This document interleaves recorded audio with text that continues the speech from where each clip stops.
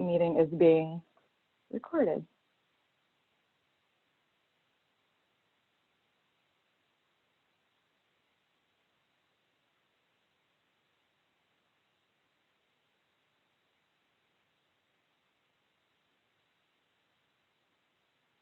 Great.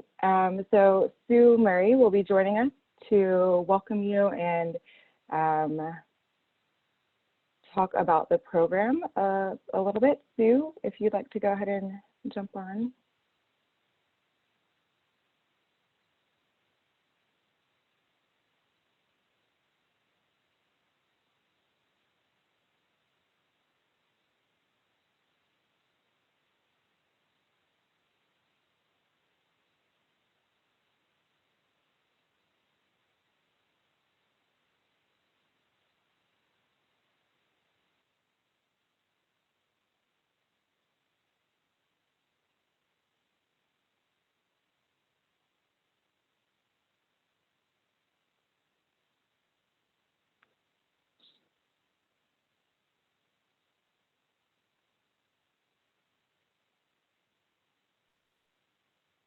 Hi, can you hear me?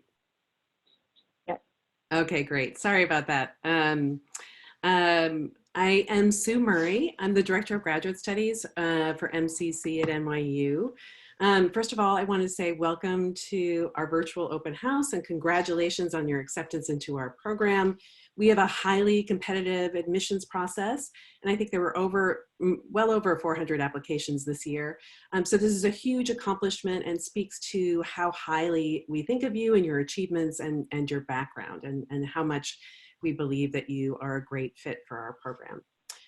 So I hope that you're all well and comfortably ensconced in your homes, wherever they may be. I get a good picture that it's from everywhere, really.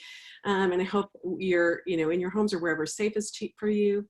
I desperately wish that this could have happened in the department and you could have seen our wonderful, some of you probably would not have been coming from Bangkok, for example, to see our department, but for those of you who are more local to see it in person, but the current crisis, of course, makes this impossible. And so we're all gathered in ways that allow you glimpses of our home or who we are that you wouldn't actually see otherwise, although my background is a little bit sparse at the moment. But you may see my children like barreling in at any minute. But thank you so much for joining us this way. And I recognize there are many reasons you likely applied to our program, and we're going to go over many of those about what our program is like. And being part of the NYU community within New York City, one of the most exciting and vibrant cities in the world, is likely one reason. And I want to say that New York City is not only still vibrant, but also strong. And as our governor keeps saying, we are New York tough. So it's our greatest hope that you would see New York at its best during your time as an MCC graduate student. So we're excited for the possibility of you joining us here in the fall. So I just wanted to say that, you're going to hear from our panelists. This is going to be your opportunity to hear from faculty, alumni, current students, and advisors in the department, and each group will introduce themselves when it's their turn, following a brief kind of overview of the agenda. So first, let's say hello to Alexandria and Christian, who are key members of our MCC grad team. Okay, did you guys want to introduce yourself briefly? Sure, yeah, so I'm Alexandria Meyer. I'm a member of the grad team. Some of you may have seen an email from Winnie Wu, who is our Associate Director of Graduate Studies. Winnie is out on maternity leave right now, so I'm helping out the team in many fashions, but I also kind of live in the MCC department within the NYU community. Hi, I'm Christian. As I said in the chat, I'm the newest member of the MCC advising team. So I'll be working with undergrad and grad students. Right now this semester, I'm focusing mostly on MA students, and Alexandra has been helping me to get up to speed with advising them and all of the different programs and things that we run out of the department. So it's been great so far, and I look forward to chatting with you all some more. Okay, great. Thanks, you guys. All right, so let's take a look just briefly at our agenda for the morning, for the next hour. If we could move the slide.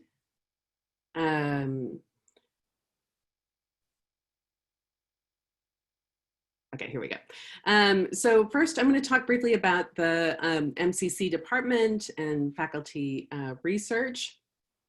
You're also going to hear from faculty members in the department besides me. I'm the Director of Graduate Studies, but I'm also a faculty member. You'll hear from alumni and current students, and then also speak to the advisors, and then we're going to have a final Q&A session. So we're going to take questions after each section using the Q&A feature as well on the on Zoom. Okay. All right, so let me just give you a brief overview of our department: media, culture, and communication. That in itself implies that we see media as,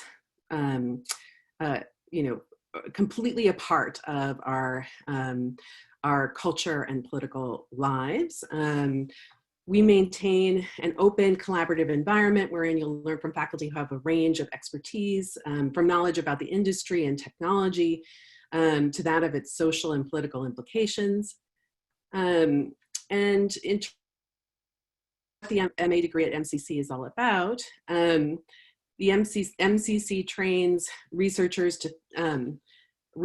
to think critically from diverse perspectives, and from using various research methods about changing industries, technologies, and cultures. In terms of our faculty, our research is highly interdisciplinary and focuses on a broadly defined notion of media, everything from paperwork to television to digital media, including video games as our object of study. We come from a range of disciplines ourselves, and as I said, you'll hear from more faculty too, from political science to communication to cinema studies to anthropology to history and science and technology studies. Our approach to contemporary media is organized around the following kind of cutting edge themes, including these areas of study: global communication and media. Hold on, I'm just waiting for the slide. Oh yeah, oh sorry, we have it. Sorry, we have it. Okay, sorry. Global communication and media, these courses examine the challenges that the global circulation of media raises for citizenship and identity, immigration and diasporas, human rights and social movements, political, economic inequalities, and geopolitics. The next one is technology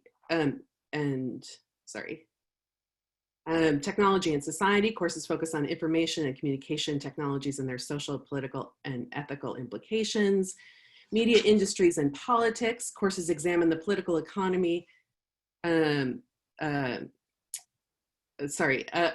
media and information industry, the use of media to shape and mobilize public opinion, social movements, and electoral politics.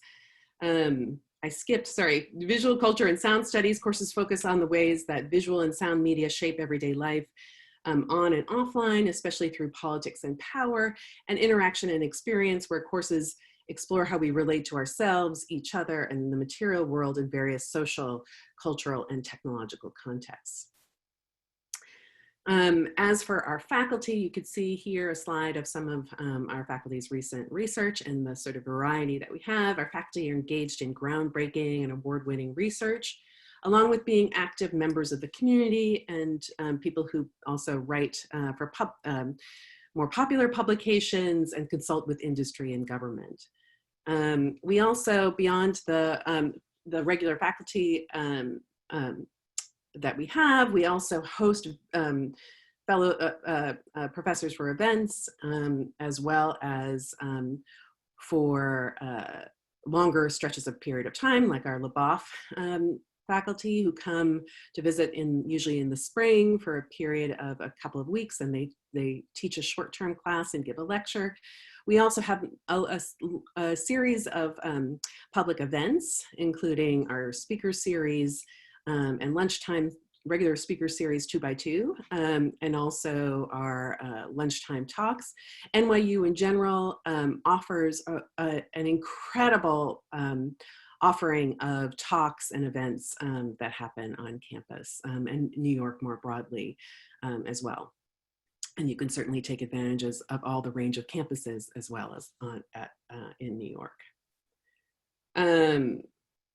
Okay, so let's just take a moment to stop and, again, we'll get into some more in-depth things as we move on into other sections, but see if there's any questions that people might have at this point.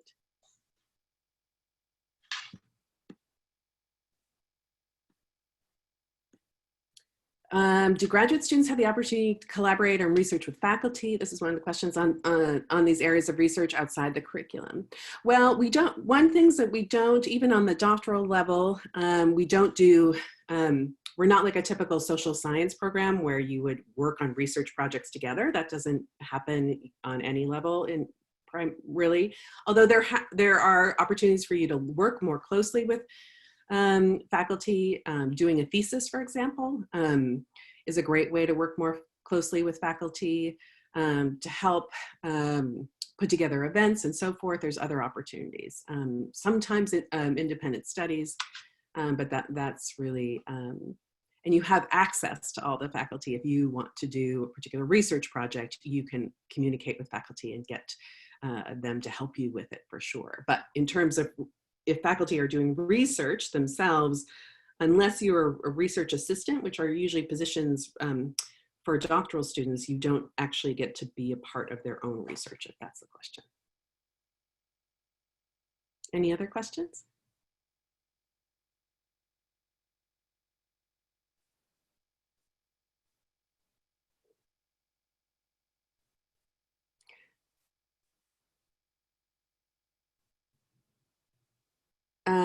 Tell me more about employment. Oh, okay, that's a great question. Well, one of the things I'd say is traditionally and we'll have more discussion about this with the alumni section, is that our department has been a great sort of launching pad for careers in media.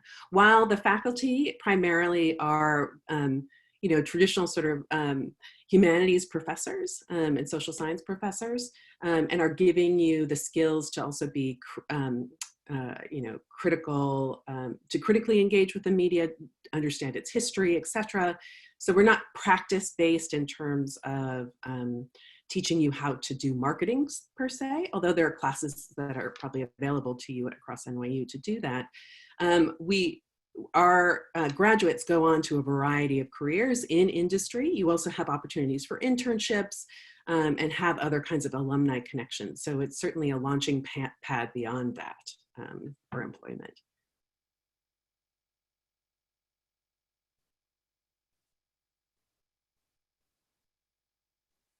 We want you to focus on one area of study. You do not have to take all 12 credits in one semester by any stretch of the imagination. You have 2 required classes, and some of the classes also that we offer in terms of these areas can go into multiple areas. So it's fairly loose that way. But you don't have to do that in one semester by any means, but you have required courses, which is just the core course, and then also a research class on methods, and those are the only real requirements. But everything else is fairly flexible in terms of how things fit within those areas.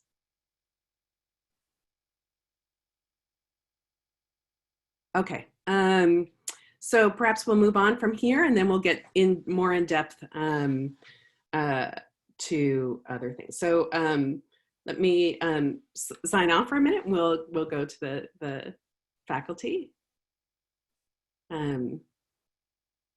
Ezra and James, and Alexandra, do you want to? Yeah, so I'm going to bring in 2 of MCC's full-time faculty members, Ezra Ali, if I can. Oh no, sorry.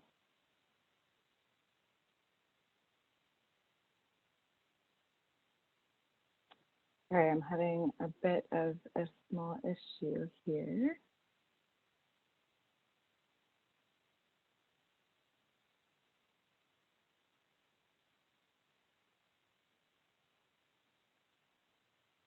Sorry about this.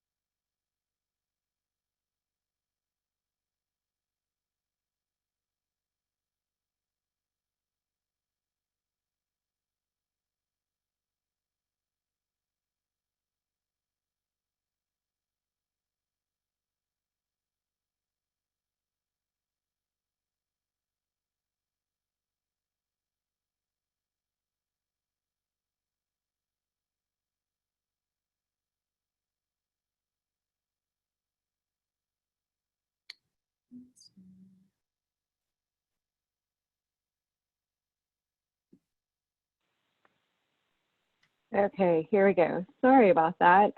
We're going to introduce Ezra Ali and James Wahutu. I will let them give a bit of their own introduction, and they're going to give us what we're calling a micro TED Talk. So a couple of minutes about their research or about a graduate course they teach. A lot of our admitted students have had a lot of questions about what classes are like. And so this is your opportunity to kind of see what a class may be like and then ask a few questions specifically to Ezra and James at the end. Thank you both. Thank Ezra, you. or James, I'll let you go first. Thank you. Can you hear me? Good. Yep. Welcome everyone. Hi Ezra. I haven't seen you in a long time. Hi James. Welcome everyone. I am James Wahutu. I'm an assistant professor in the department, joined in August. So I've only been at MCC for, technically speaking, a semester and a half. I'm trained as a sociologist, but I study African media organizations and how they construct knowledge about genocides and mass atrocities that happened on the continent. So welcome everyone and congrats. And these are somewhat less than ideal situations to be meeting, but you know, here we are. So a bit about my classes. I am teaching one graduate class this semester, and it's the political communications class. Sorry, I was just blanking out. Political communications class. And in that class, which is a master's class, we primarily focused on, or are focusing on, how perpetrators of terror, perpetrators of mass atrocities and genocide are media savvy actors, right? So they not only produce media messages, but they also know international journalistic norms, and they take advantage of that to kind of project their strength, right? In the hopes that they'll be able to invest in that later on, hopefully once the conflict is over or during the peace negotiations, right? So essentially, think of this as a class that looks at conflict and these types of things as a business, as both a money-making business in a very real sense, right? But also, you know, a communications business, right? Where this is how I get my message out. And in the fall, I'm currently designing a PhD class where we're going to be focusing on the media politics in post-colonial Africa. So in that particular class, one of the things we're interested in is how does colonization not only negatively impacts the media cultures on the continent, but also erases the prevailing media cultures of the time and kind of transposes a new form of media on the continent, and how that then affects not only how the post-colonial leaders treat media organizations and view media organizations, right? But also how they treat stuff such as the internet being brought into the continent in the late 90s, early 2000s, and currently now, how they interact with Silicon Valley tech companies, right? And we're tracing this almost genealogy of media ideology that was held by post-colonial leaders to show how these things are still playing out and affecting the continent, but also how these things are erasing subjectivities on the continent, right? And producing this very, for lack of a better word, Western adjacent user of this platform who's not necessarily a citizen on the platform, but treated as a subject, right? So they have no rights, they have nothing. And Mark Zuckerberg could decide to switch them off and switch them on whenever they want, and how the state allows this to happen because they saw what the colonialists did vis-a-vis the old colonial media platforms. So those are the types of classes I'm teaching and designing. And since my 3 minutes are up, I'll let Ezra take over. Hi, well, welcome everyone. It's so nice to meet you virtually. It would be nice to meet you in person, but hopefully we'll get to do that soon. I just wanted to say hi to Sue and Christian and Alexandra and James. I miss you guys. I miss seeing your faces. I'm also completely focused on what your backgrounds are like and what's going on with your bookshelves. So I'm slightly distracted as I'm being very nosy about what everyone else's house looks like. All right, good morning, everyone. My name is Ezra Ali. I'm a clinical assistant professor at MCC. And I teach, my interests are sort of generally on, I consider myself a feminist media studies scholar, sort of cultural studies oriented, and my interests are generally on feminism, militarism, and citizenship, and all the different ways in which media sort of comes up when we think about feminism and militarism and citizenship and where they intersect. So I do something a little similar to what James does in that I think about the production of knowledge. Who is producing knowledge? How does it get discussed? How does it get circulated? And there are two sort of main ways in which I think about that. So I've been thinking about journalists and how they produce knowledge about Afghanistan in the context of the war in Afghanistan. But more recently, I've been looking at how Muslims are using social media to produce knowledge about themselves, kind of in contrast or in response to the way that media produces knowledge about them. So I'm looking at how individuals utilize social media platforms and do things like make memes.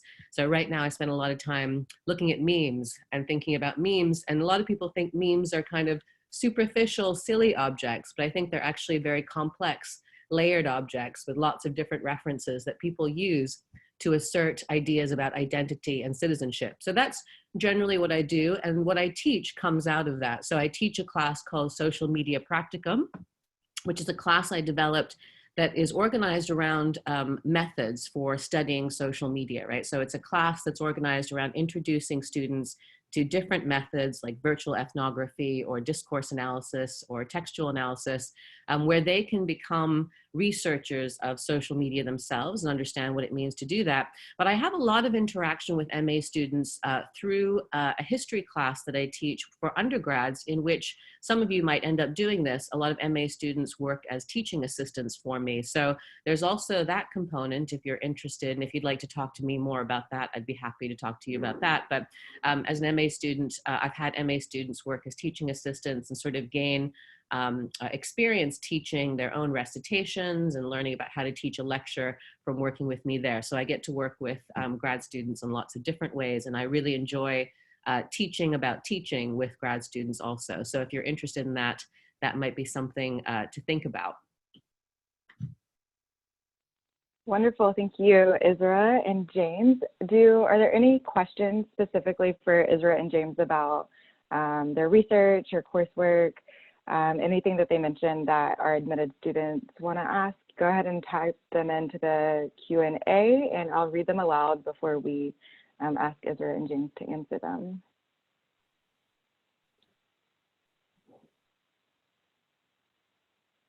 We'll just wait a minute or so, let people get some questions out if they want them. It is really lovely to see both of your faces. I know, I miss you guys. MCC. Hi, Christian, how you doing? Good, how are you? Good. Christian's got a good bookshelf. Look at that, it's very tall. No, well, Yes. it's mostly my wife's book. She's in a PhD program, so. Oh, there you go. And James, look at your bookshelves. Look at me, I'm being so nosy. I'm like, what is everyone? These are not mine. I'm squatting in Massachusetts, so you know. Oh, you are? You're in Massachusetts. Well, good for you. You made a break for it. Okay, we have a couple of questions about a TA position. So how does one apply to be a TA, and what does a TA position involve? So Ezra, I'll let you go ahead and answer this if you'd like. Sure. You apply by coming to me and offering me money. I'm just kidding. You don't do that. You do not. It helps if you bring me chocolate, but no, I'm just kidding. You don't do any of that. It's a very fair process that I'm not involved in so we have two big kind of core courses where we have hundreds of undergrads need to take every year. And myself and a couple of other faculty teach these core courses, and we have between, we can have anywhere from 3 to 8 TAs every semester. So once I believe you have to be in your second year as an MA student in order to apply, you submit an application to the advisors, to Rebecca and to Winnie probably, right? And they will submit applications to us, and then we review your applications, and essentially you just fill out a short letter that says why you'd like to teach. And oftentimes there are opportunities for you to do it. So if you're interested in teaching, it's an opportunity that comes up.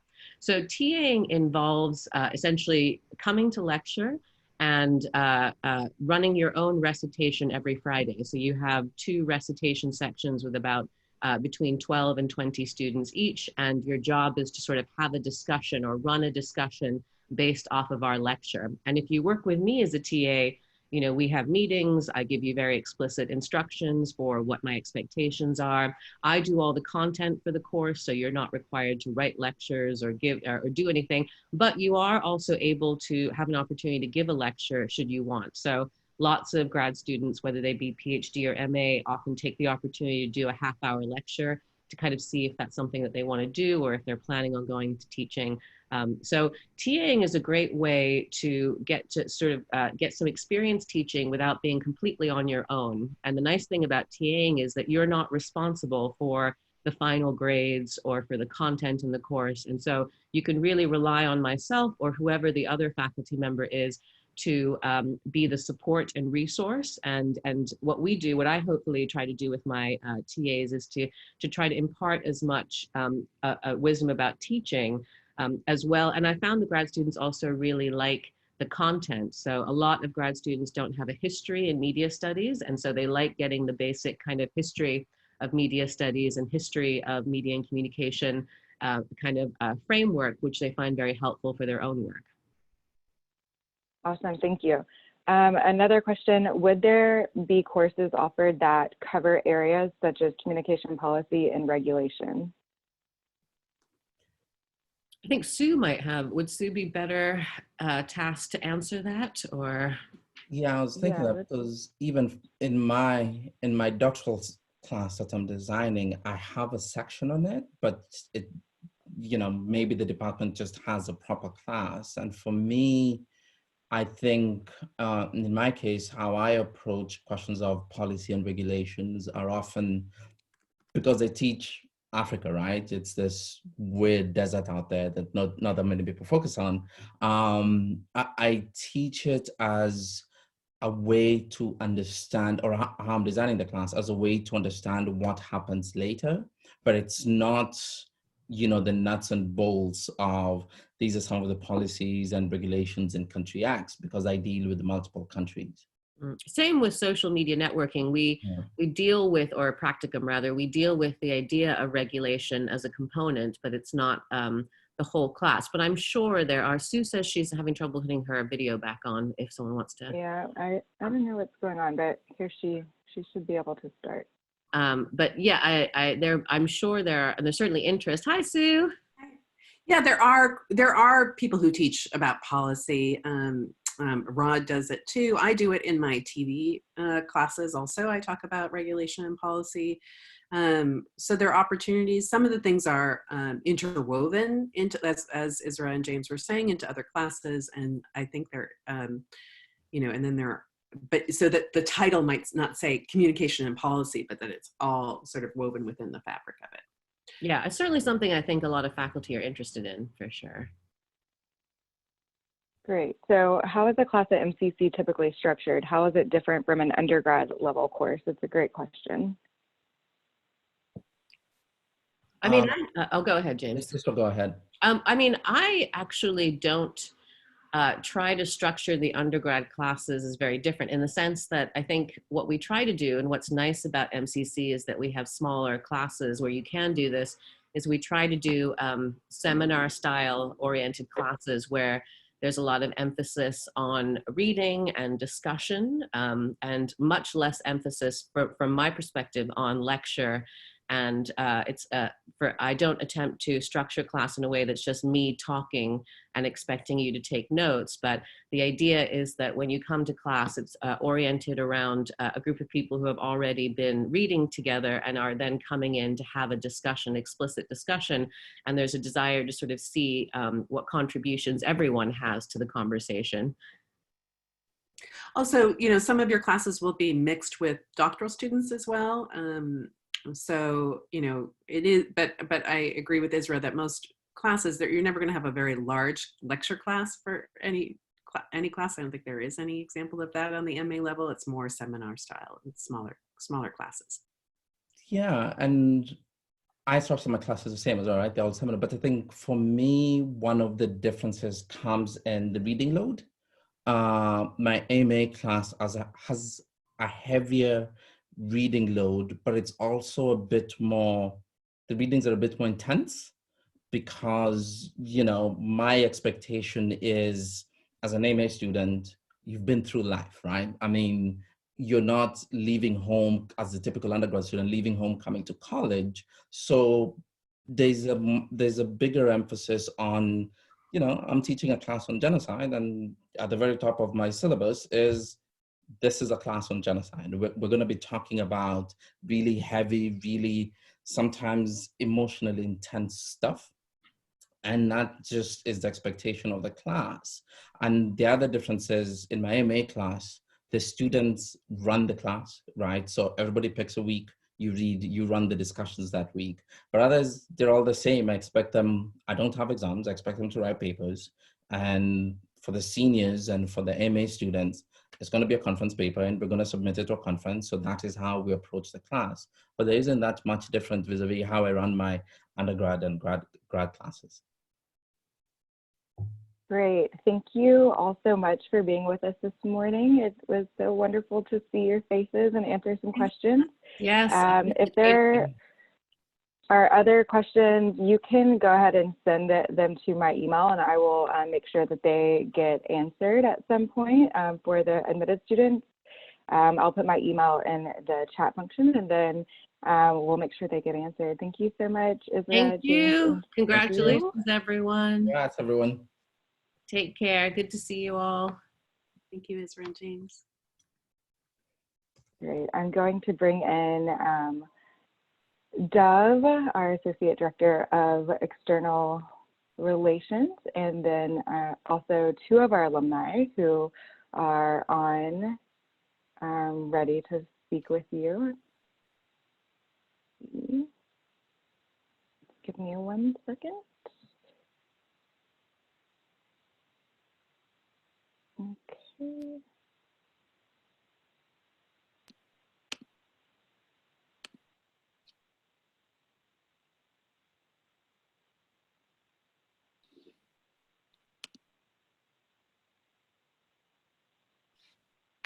Hi, can you hear me?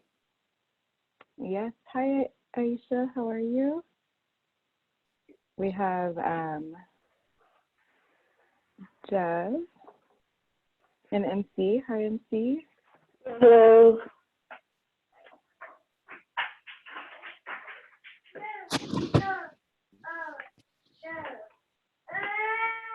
All right, Deb, I'll let you take it away from here. Okay, great. Can everybody see me? Hi, Deb. Hi. Wonderful to see you. Good morning, everyone. My name is Deb Pedlosky, and I manage external affairs here in the department. And part of this includes running our alumni affairs efforts. We benefit from having a really active alumni population working right here in New York City. They frequently come to campus as guest speakers on roundtables, career panels, and as volunteers in our department's Alumni Mentor program. Every MA student is invited to join the program and be matched with an alumni mentor. So we presently have 124 active alumni mentor matches, alumni student matches, and students have found it an incredibly helpful way of continuing to build their professional network while in school. So today I'm delighted to be joined by two stellar alums of our master's program. It's really wonderful to see you both. Aisha is working in media, while MC is doing a postdoctoral fellowship at Cornell Tech after receiving her PhD very recently at the University of Southern California. Each can speak to the different professional avenues that they took after graduating from our master's program. So with that, I'd like to start by asking both Aisha and MC to introduce themselves and to say a few words about their path to where they ended up today. Hi, I'll start. My name's Aisha. Thanks, Dove. It's funny because it doesn't feel that long ago that I was actually in a lot of your positions, and at the same time it feels like ages ago. I graduated from MCC with my MA in May of 2019, so not that long ago. And as part of my grad program, I was lucky enough to kind of participate in the Masters in Residence program between NYU and Weber Shandwick, a global communications agency. So it was really kind of a great way to kind of bridge both this like professional and theoretical at the same time. And after graduating, I now work as the manager of PR and strategic communications at Essence Magazine. Thank you, Aisha. MC? Hi, I'm MC Farrell. I graduated from MCC in 2013, so it's been a minute, and went straight from MCC to my PhD at the University of Southern California, where my advisor was Manuel Castells. And I wrote my dissertation on how copyright is being used to restrict people's ability to repair and maintain their cars. Long story, happy to talk to people about it if you want to reach out. I am now a postdoctoral fellow at Cornell Tech, so I'm back in New York City. Yeah, I couldn't have been here without MCC, so I'm happy to be here to talk about it. Great, thank you so much. Aisha, I think I'm going to start with you because I know you enrolled in MCC after working in media for a few years. And I'm interested in hearing you talk about this transition from a professional job back into pursuing graduate work. Do you have any tips for incoming students who are in that same position who maybe have worked for a few years and might feel a little rusty? Yeah, you know, I think the transition, you know, I'm not going to lie, was definitely not an easy one. It was probably, but I think the hardest part was, you know, getting used to kind of the academic reading and writing again, you know, and learning to manage kind of a new way of life. You know, you're going between classes, you know, for me, I was working part-time. So I was going between classes, working part-time and, you know, managing a relationship and friendships all at the same time. So kind of I was sort of getting used to this new normal, you know, and also not kind of having like a salaried paycheck anymore. So that was stressful. I couldn't go to happy hours the same way I was used to, you know, so all of that is real and all of it was hard. But I think, you know, in terms of tips, I think I got used to it pretty quickly. You know, for me, it was really important to just kind of throw myself into the experience. You know, I knew that it was something I wanted. For your MA, it's 2 years, which, you know, might sound like long for some of you, but for me, it felt like a short time and it goes by really quickly. So I really just, for me, I think my tip would be to like really throw yourself in there, do the readings, you know, take the intense notes, and enjoy it. I think it's something, it is a bit of a sacrifice, you know, but it's a sacrifice that was worth it for me. So I really just kind of like threw myself into it and really got the most out of it that I could. I was, you know, taking as many sort of study abroads or classes abroad that I could take. And I think the one tip that I would give is to definitely, you know, build community pretty quickly, which was important. And also lean on your administrators. I think there were some really great administrators. Dove, Alex, I'm looking at you, you know, but they all were really helpful in terms of kind of how I could get the most out of that experience. So those would probably be my tips. But Okay, thank you. That's helpful. I guess a follow-up question to that, Aisha, to keep you on the spot.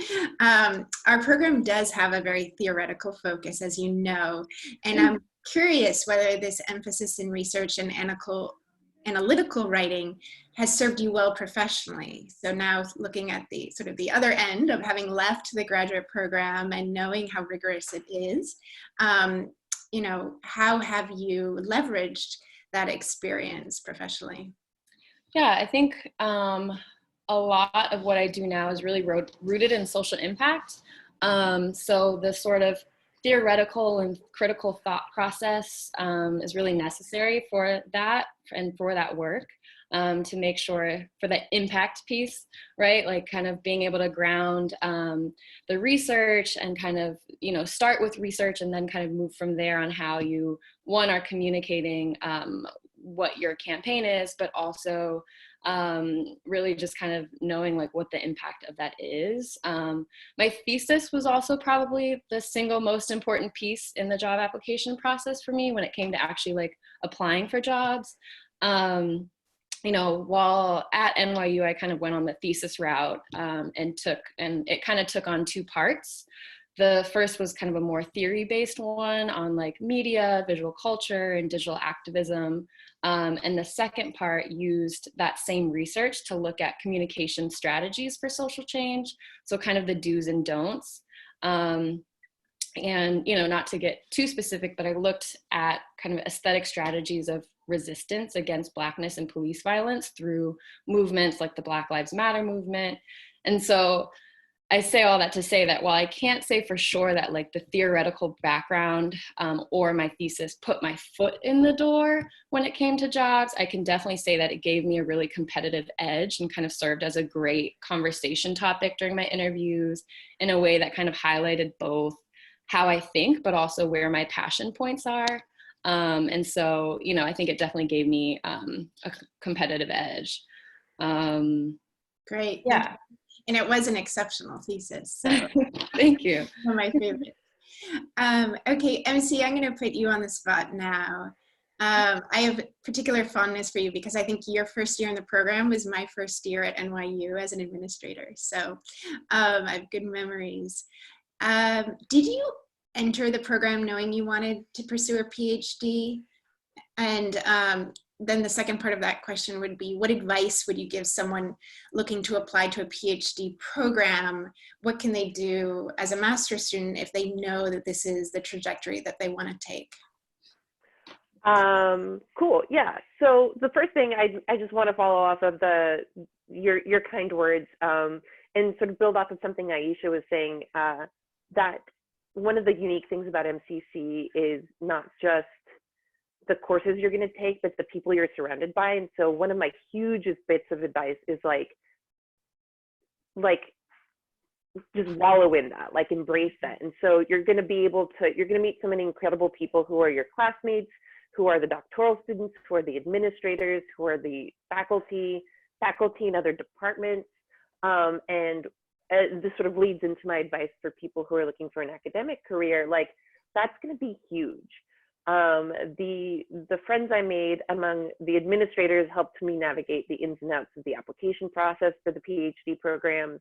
My colleagues, other MA students, we presented at conferences and we co-published together, and that was huge for my PhD applications. Faculty mentors helped me navigate like, which programs am I going to apply to? How am I going to decide between them? They wrote me some incredible letters of recommendation that I'm still so grateful for to this day. And so it's really about like, you are going to learn as much from the people around you as from the material you're given. So really embrace that. So when I came to MCC, I knew I wanted to be an academic. I just like kind of knew that lifestyle was for me, but had been working for a few years and had a bachelor's degree that was not really that academic. I had a film production background.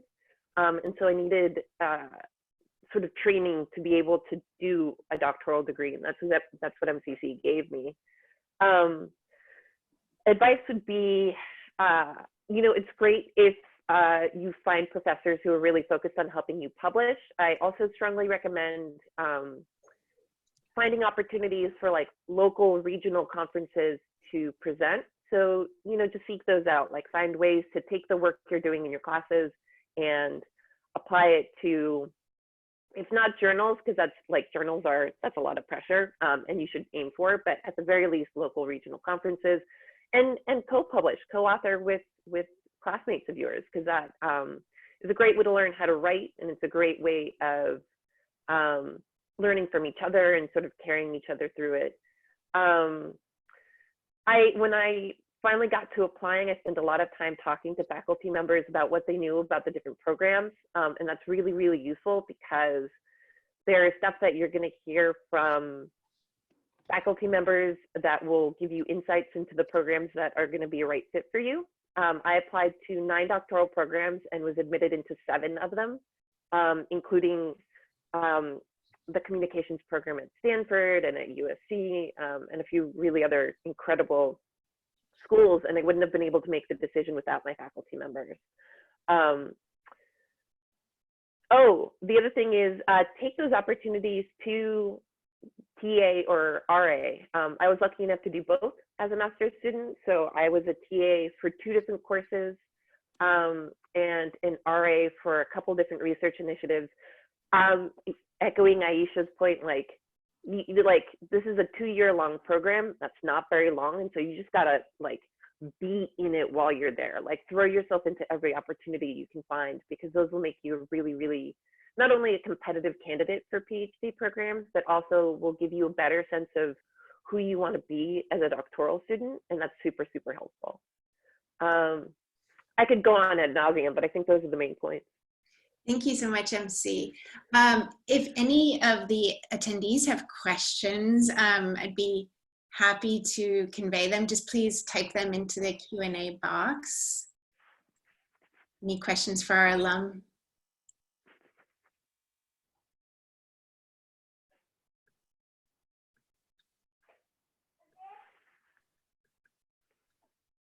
Don't see any coming through. Well, if you have them, please type them, and I will just ask another question of them. Oh, okay, somebody is asking, how do you apply to be a research assistant? This is maybe a question for the administrative team. We went through it briefly at the beginning. Okay, can you be an RA too if you're not a doctoral candidate? The answer is yes, start. Of course. Yes, Alexandra, do you want to answer?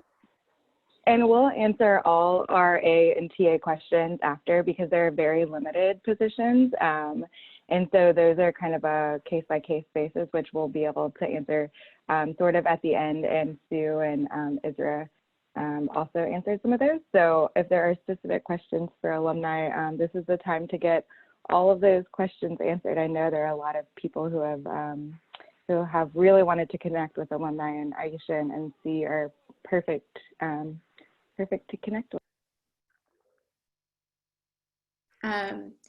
So Grace has a question of studying part-time while you were also working. And so Aisha, maybe you referenced this a little bit, but if you want to just say, how common was that amongst your cohort? How many people were working part-time?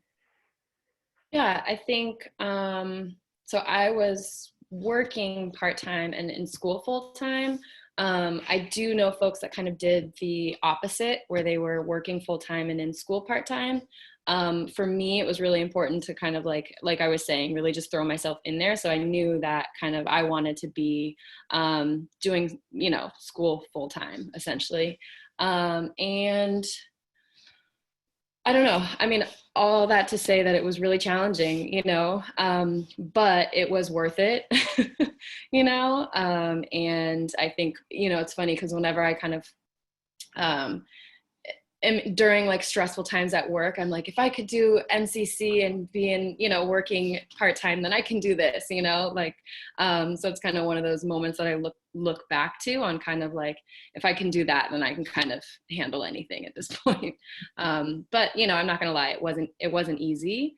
And there were times when you had to kind of sacrifice, maybe it wasn't doing that reading, sorry to my faculty, or maybe it was kind of not turning in the level of work that I really wanted to do, you just kind of have to like sacrifice. So there is a sacrifice really, to be honest, and you just kind of have to figure out where that priority is for you. So yeah. Thank you. Okay, are there any other questions? Oh, yes. So this is a good one. What was the job hunt process like after you graduated? The job process, I want to say it was kind of a unique one. I actually, like, when I was in school, I took a lot of people out for coffee. A lot of people were open to, like, I don't know, as soon as you say you're in school, people kind of want to like help you, whether it's with your research, you know, like I met with a lot of like faculty or different people to kind of help me with my research, but also I took a lot of people out for coffee just to be like, what do you do? You know, my family is more like musicians and artists. And so I was kind of navigating this like corporate world for the first time that no one in my family had ever done. So it was really important to me to meet with folks. So all that to say that my job came through a coffee connection from someone that was open to talking to me because I was in school and had kind of reached out. And it ended up, you know, a job ended up opening up. I think there was maybe 2 to 3 months that I was kind of unemployed. And then I ended up finding something through that connection. I think the sort of like blank application process didn't really work out for me as easily, and probably would have taken some more time. Yeah, that's great advice. Start networking early. Don't wait until May graduation. Yeah. Okay, thank you. Well, we will probably end it at that. And I want to thank Aisha and MC for joining us. And it's wonderful to see you both again. And with that, I think we'll move over to this segment on our current students. Thank you. Thank you, Aisha and MC. Good luck, everyone. Thanks. Good luck. Congratulations. Congrats. All right, I'm going to bring in our current students. We have Destiny and Fernandia. And so just give me a second, I'll get them set up. And just so you know, if you do have to head out at 9 o'clock, we are recording this and we'll make this available to everyone who logged in today.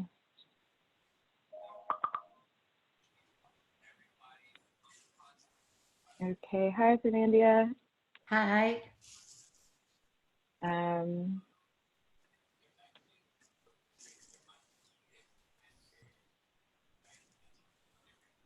Great. So, hi Destiny, how are you? Good. How are you?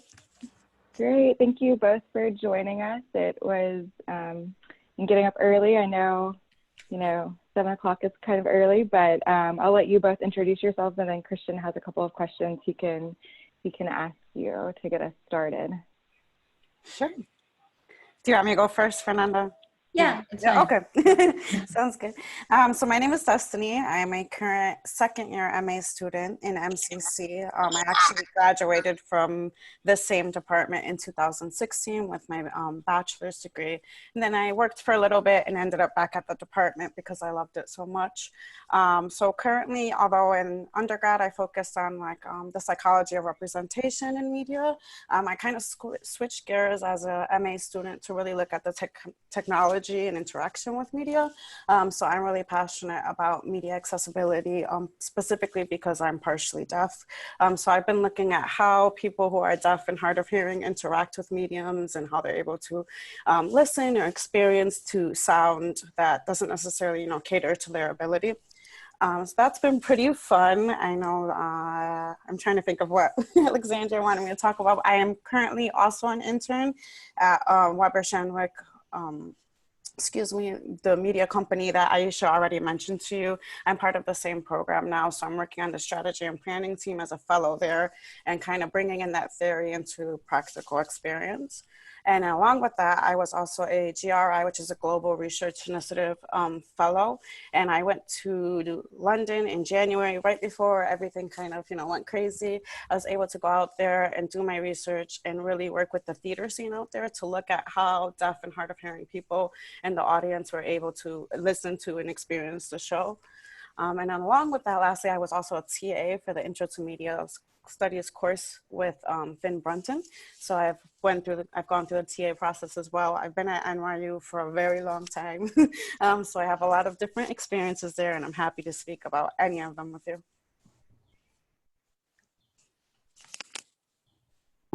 Um, Hi, so I'm Fernanda Soria. I am from Mexico and I'm a first year master student.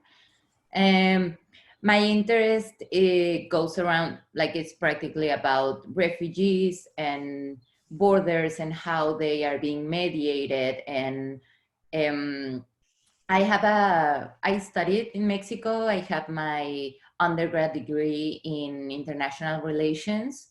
And then I worked for 2 years as a teacher, as an undergraduate teacher, and I wanted to look for a program that was able to give me like answers to so many questions I had. So I didn't want to apply for a program that um, didn't allow me to work with my passions, which are many. So that's one of the things I love the most about being here, because even like you can experience and you can ask as many questions as you want from as many like backgrounds you have, and yeah.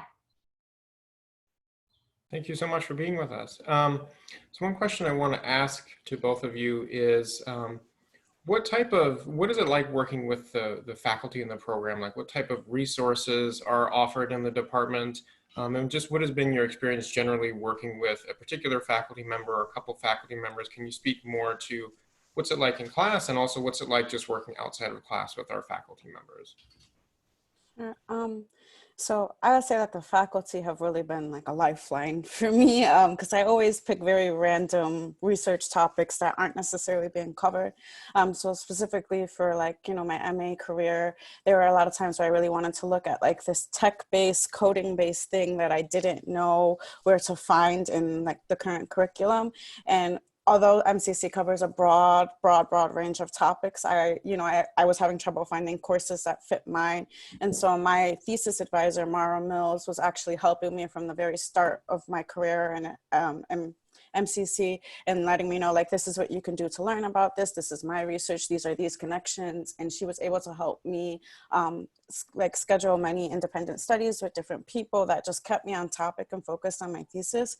And the rest of the faculty has also done the same thing for me, even as an undergrad. So they're willing to listen to you and to help you cater to your research interests, regardless of what's available on like within the specific curriculum. Yeah, so faculty, I've been here for just a year and I love how diverse faculty is, like from all over the world, and how open they are for everything. Like I used to send a lot of emails like asking random questions sometimes, and I regret it afterwards because I don't know, it's funny. Like I feel the need to get in contact with some professor, and then I regret it because it's not that important. And what I love is that they always are like willing to answer any questions and to guide you into like what you want to do, or the type of research you want to do. Like sometimes you feel like you're stuck or you don't know where to begin, and they are super helpful. They give you tons of resources, and they at the same time, like, you start building a professional relationship with them, and that's awesome. Thank you so much for that. I have two questions here from the Q&A. So the first one is, if you could go back and redo your MA program again, what is one thing that you would do differently?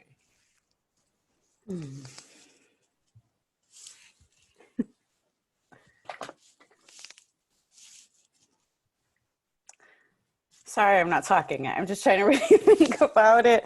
I would say if I could do anything differently, I think that I would definitely take Aisha's advice and network more, and really take the time to get to know the different alumni that are like connected to us. I got an alumni mentor maybe about a year into the program, and she was very, very helpful to me. And I think that if I would have had her just for that little bit of extra time from from the beginning when I started making those connections, I would have a better idea of how I can kind of filter and schedule my my classes so that I had a better idea of what I was going to bring to the table for jobs. You could have I could have chosen my courses, and then started building up my resume a little bit early on.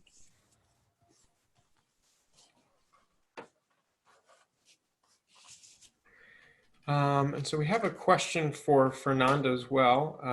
This one says, which field or type of job do you hope to have after graduation? And do you hope to use your OPT? Yeah, so I don't know yet because I'm still going through the whole process of learning things. What I'm sure is I wanna work with immigrants, and I'm really into the whole process, the communicative process of border walls and border fences, and how immigrants and asylum seekers and their bodies are being mediated and are being dissected. So here at MCC, we have this professor, Alan Feldman, who is awesome. He's doing research about violence, anthropological violence, and violence towards immigrants and these different kind of bodies. I also love Professor Radha, so I'm choosing my classes based on that, based on the fact that I want to work with immigrants. And yeah, definitely I am going for my OPT. I think that's one of, not the main reason, but that's a huge resource that I'm definitely gonna try to use. And right now I'm deciding if I'm going to apply to a PhD or what are my options. For the moment, that in the summer, working with Professor Radha, I was able to find an internship for working in order to work with Mexican and Latin American immigrants being in jail here in New York. So let's see. All right, thank you. And we have one last question. So how helpful has the MCC Alumni Network been for you? And this is obviously for both of you. Sorry, I never know who's supposed to start. But the MCC Alumni Network has been extremely, extremely helpful. I think you should do all in your power to take advantage of the opportunities to meet people, even if they're not necessarily involved in a field that you think you might be interested in. Just meeting them and talking to them, that will help you to get, number one, get better at networking, and number two, figure out if maybe there's something else that you're interested in. I met, I think his name was Will Gonzalez from CBS, who's also an alumni, and I kept in touch with him over the summer. And then this year, when I wanted to apply for an internship, he was ready to take my resume and put it out there for me. And that's not to say that every single alumni member will do that, but it is very helpful to have somebody that's at this company or that knows somebody else who might be at that company. So I think that's definitely been a highlight for me, both as an undergrad and a grad student, was having those connections that I needed to really feel comfortable and confident in giving my resume to a big, big company. Yeah, so in my case, it has, being in contact with alumni has allowed me to do both, know potential professional paths and academic paths, and also know what I don't want to do. Getting to know people that are involved in media jobs has allowed me to define how I picture myself in the future. So having them to tell you their story, even if you're, as Destiny said, you're not interested, it allows you to I don't know, imagine you in the future and figuring out what kind of skills you need to develop. And right now that I'm looking at PhD programs, being in contact with PhD alumni has been great, so that I can figure out what are the highlights of some programs against others, and that's it. Okay, thank you. So I guess we'll do one more call for Q&A. If anyone has any other questions for our current students, feel free to submit that in the Q&A function. I'm seeing one here. We'll see if what you two have to say about it. I'm not sure, but we can give it a shot. So this one says, can you tell me more about the area of visual culture and sound studies? Are you part of that? Are you studying that right now? Or? Yeah, but go ahead, go ahead. I started off, so one of my favorite professors, Marita Sturkin, she's a very big name in visual culture. And I would say that like you really take the time in those courses to look at like how things are communicating, like how images are communicating to us and influencing our entire society. So Marita, I took one class with her as an undergrad called Advertising and Society. So we looked at advertisements specifically and how they kind of disseminated messages throughout society that were either good or bad. So that was a very practical course. And then as a graduate student, I took her media and memory course, I believe it was. And it basically looked at different memorials and how they visually depicted, like past traumas that have happened and how that influenced the memories and the cultural memories that we have as a collective society. And while I didn't use I didn't use the specific course material in my thesis, it's definitely something that's helped me in like the practical world where I'm working at a PR agency where all we do is deal with images.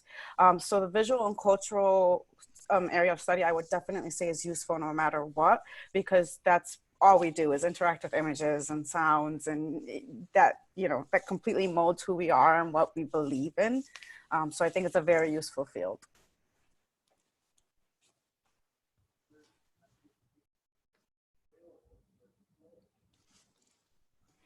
Okay, so we'll do one more question, I think. So let's see, in this one it says, do either of you work outside of school?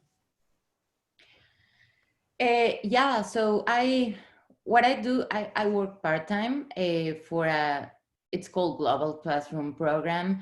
And what I do is I prepare and teach some workshops for primary, secondary, and high school students in topics that I'm really passionate about, which is immigration and racism and xenophobia.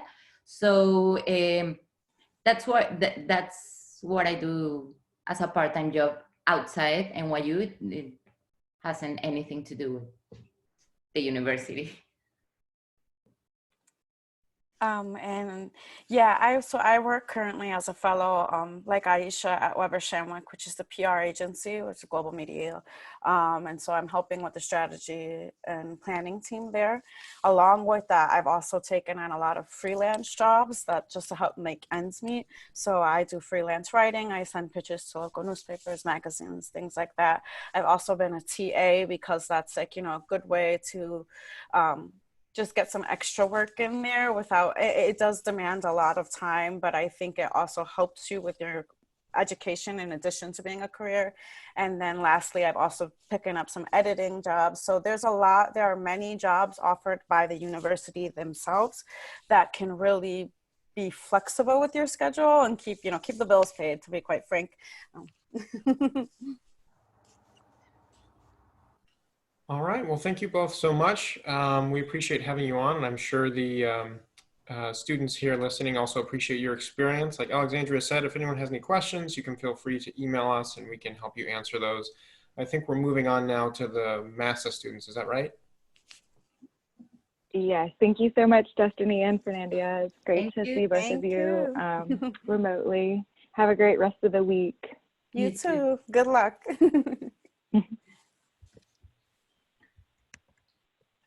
Great, yeah, so we just wanted to again mention about the MCC MA Association. The students created a really great video to introduce you all to the department, and I'm going to put the link in the chat so that way everyone can view it kind of their own time. Since we are running a little bit over, and I know some of our admitted students did need to kind of head out at 9 o'clock. But the link is here, and I encourage you all to view it when you get a chance, because it really does show the Washington Square Park, where a lot of students will spend time studying. It shows Plus Hall, where a lot of events are held, and the main Steinhardt building. It also gives you kind of an intro to the 8th floor at the East building, which is where Christian and I sit, faculty members are, and it just shows you kind of some open spaces where MCC students lounge and kind of get their work done. So if you are interested in connecting with a current student, please don't hesitate to email mcc.massa@nyu.edu. And then if there are any programmatic questions for Christian and I, we can go ahead and take those now. And if there are no questions that pop up in the Q&A, you can always email us at mcc.graduate@nyu.edu, and we can answer those questions there. I've reached out to Massa twice and haven't heard back. Great, that's wonderful to know, thank you. We will be in touch with Massa to make sure that students' questions are getting answered, and then if not, we will make sure to connect you with other current students. So thank you for letting us know about that. Great. Any other questions for Christian and I? This is kind of our last admitted student event, but we're always available to schedule, like a one-on-one chat with you, or answer any questions on email.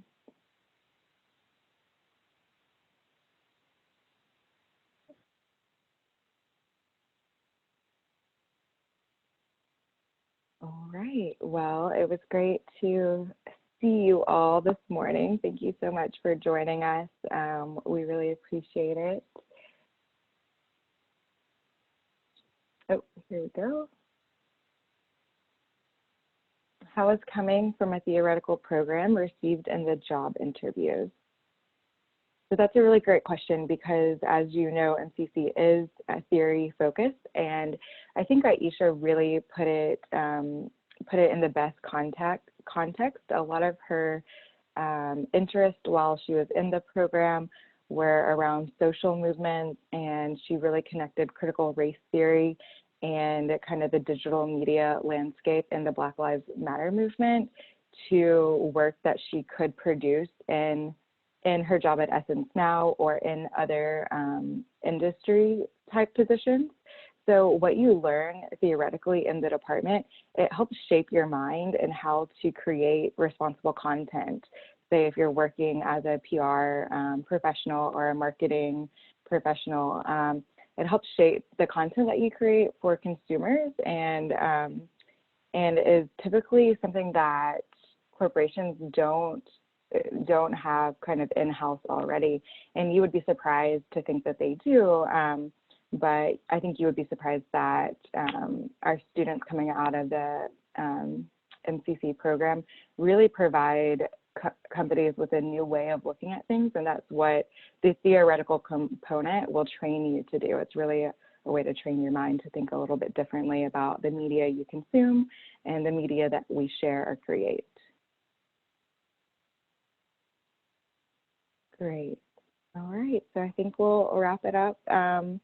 Yep, don't hesitate to reach out to us. You've got some of our contact information. We'll share this video at some point. And yeah, we look forward to connecting with all of you. All right, thank you so much. It was great meeting with you all, like Alexandria said. And if you have any other questions, feel free to reach out to us.